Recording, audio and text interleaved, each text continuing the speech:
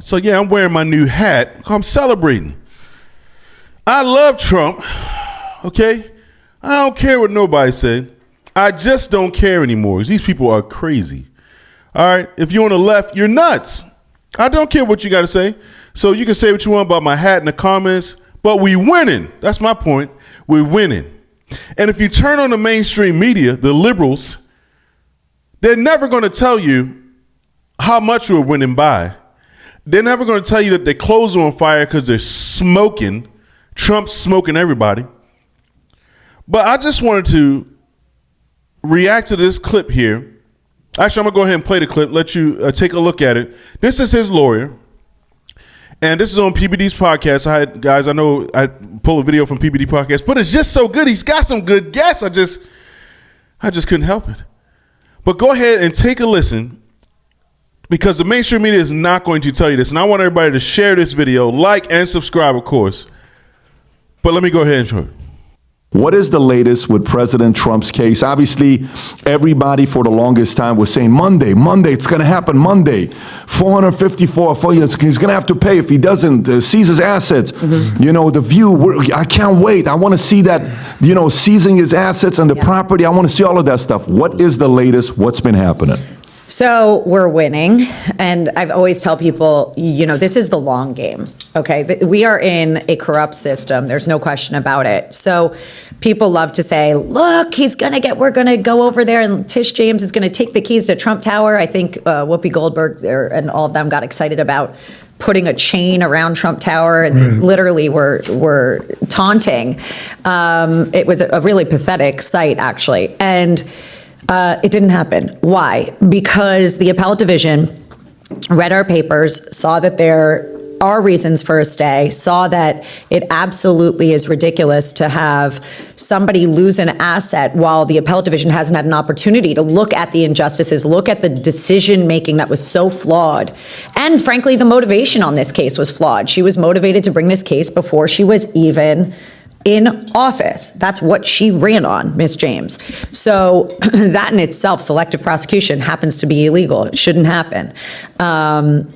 Look, they stated, they dropped it. They said, we're not taking assets. Everything is frozen. Not only, and this is the one thing that nobody talks about, they didn't just say you're not paying that amount of money, which, by the way, is almost close to $1 billion with a bond because you have to pay 10% more, plus you have to pay interest. The judges said, no, we're stopping everything. You're not enforcing this. You're going to put 175 mil, which is still crazy, in a bank. But we're also not enforcing any decision against the defendants not to be able to work in New York in real estate. We're also not enforcing the decisions against Alan Weisselberg, Jeff McConnell, people that did nothing wrong, that were working for a company and did their job and truly did nothing wrong. Nobody did. And every single part of that decision from Judge Engoron, that twisted decision. Weird looking guy.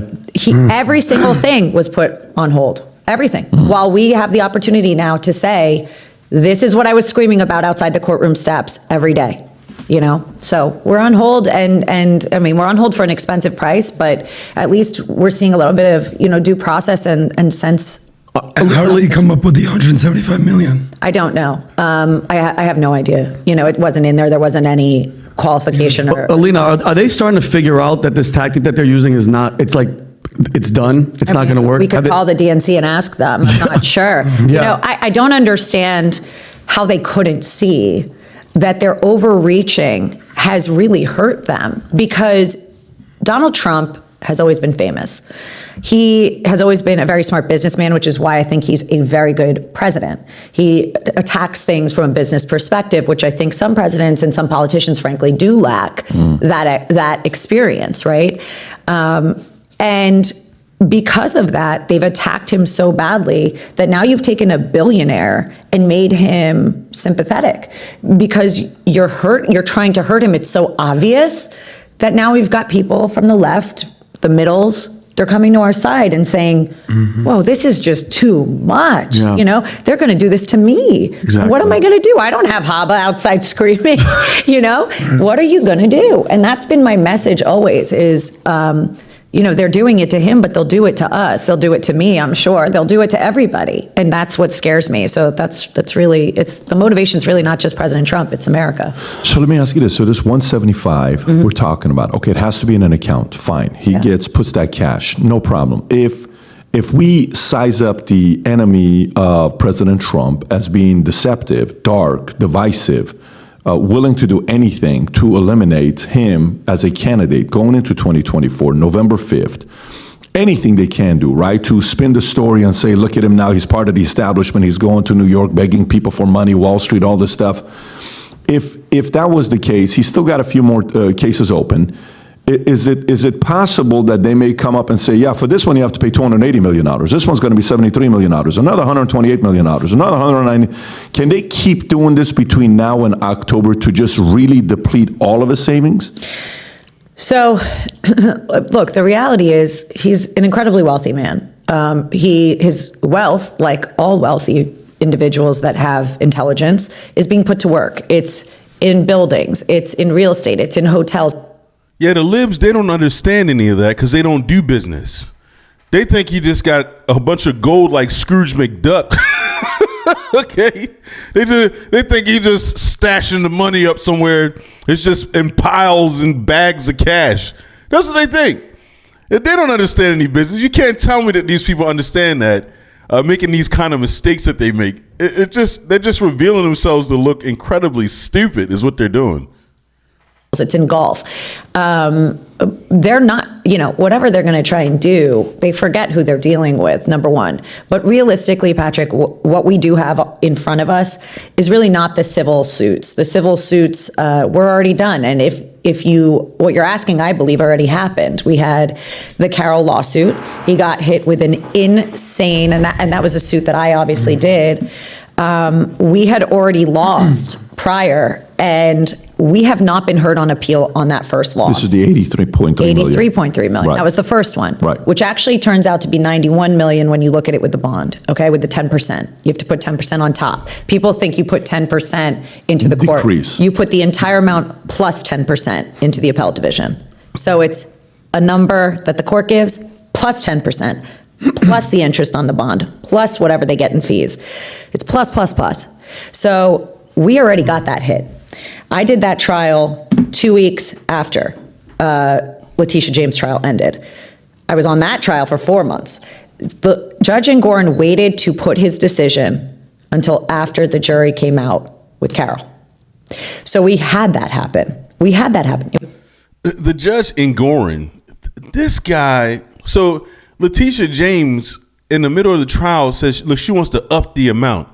She got him so whipped, he changes the amount all the way up to $460-something million from two something.